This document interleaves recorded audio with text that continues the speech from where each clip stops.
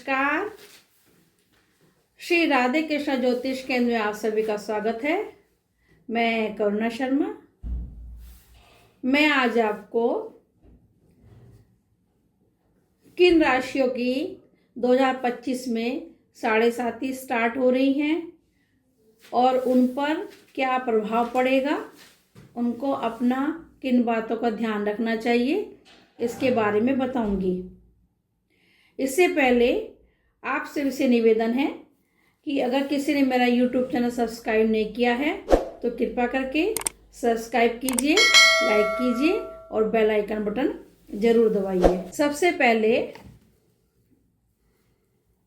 मैं बता रही हूँ कि कौन कौन सी राशियाँ हैं जिनकी साढ़े साती प्रारंभ हो रही हैं।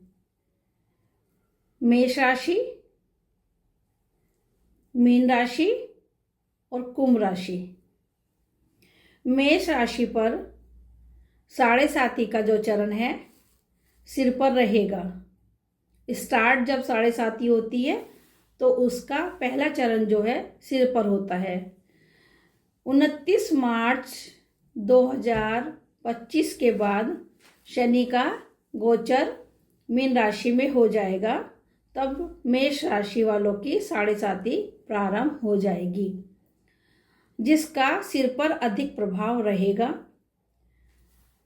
मेष राशि वालों को इस दौरान 7.5 साल जब तक साढ़े साती रहेंगी तो कुछ उतार चढ़ाव बने रहेंगे और अपना इस दौरान उनको पूरा ध्यान रखना है। बेवजह की परेशानी आ जाती है। इस दौरान उनका बहुत भागदौड़ बनी रहेगी। सावधानी बरतनी पड़ेगी। परिवार में मनमुटाव रहता है, झगड़े फसाद हो जाते हैं, पेशेंस रखना पड़ेगा। साढ़े साती के दौरान कुछ ऐसे कार्य हो जाते हैं जो जाने अनजाने में भी हमसे गलती होती हैं और कभी कभी तो हमसे गलती ना होकर भी हमको अपमान सहना पड़ता है। तो इस दौरान मेष राशि वालों को जब तक इनकी साढ़े साती रहेगी, मतलब अभी तो सिर पर है, फिर जब शनि महाराज 2.5 साल बाद मेष राशि में आएंगे तब उनके हृदय पे हो जाएगी, तो ऐसे चक्र उनका 7 साल के लिए चलेगा। तो इस दौरान बहुत ज़्यादा ध्यान रखना है। कुछ उपाय करते रहें, जैसे पीपल पर शनिवार को दीपक जरूर जलाएं, सरसों के तेल का दिया जलाएं, हनुमान जी की पूजा करते रहें, आराधना करते रहें। हर मंगलवार को सुंदरकांड का पाठ जरूर करें और सावधानी बरतें। दूसरी राशि मीन राशि है। मीन राशि वालों के लिए साढ़े साती का जो असर है उनके हृदय चक्र पर पड़ता है। उनको अपने कफ, खांसी, कोल्ड, नज़ला, जुकाम, इन सब का ध्यान रखना चाहिए, जिससे उनका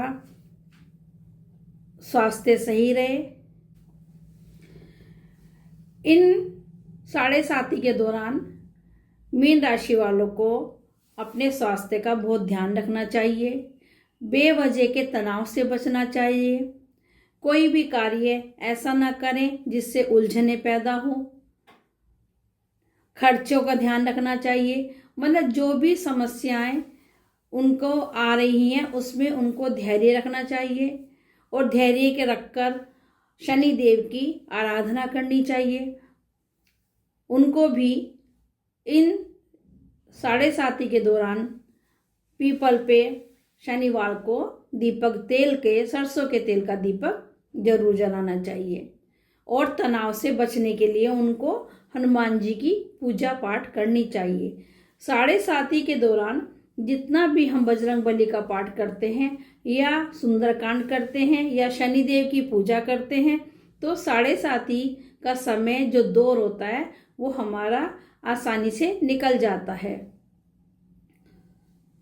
तीसरी राशि कुंभ राशि है। इनकी उतरती हुई साढ़े साती है जो पैरों से उतरती है। उतरते समय शनि का प्रभाव पैरों पर अधिक मात्रा में रहता है।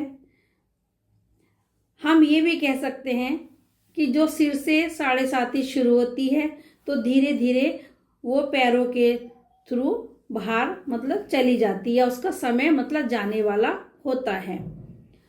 इस दौरान उनको भी अपने स्वास्थ्य का ध्यान रखना चाहिए। परिवार में वाद विवाद न बढ़े, इस बात का भी ध्यान रखें। धन को बचा कर रखें, सोच समझ कर खर्च करें। इन तीनों राशियों को ही इन सब चीज़ों का ध्यान रखना पड़ेगा, क्योंकि शनि की 7.5 में इस तरह की परेशानी आती है।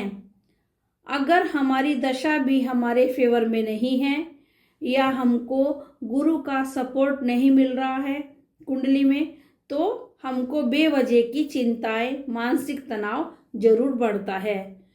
वाद विवाद बढ़ते हैं, नौकरी में परेशानी आती है, ट्रांसफ़र हो जाता है, मनचाहा ट्रांसफ़र नहीं मिलता, चाह कर भी हमारे कार्य नहीं होते, असफलता मिलती है।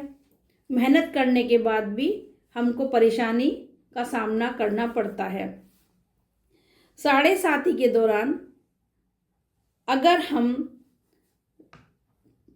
हमेशा हनुमान जी की पूजा पाठ करते रहेंगे तो उसमें लाभ होगा।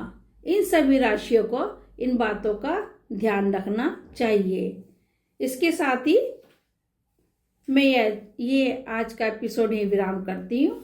नमस्कार।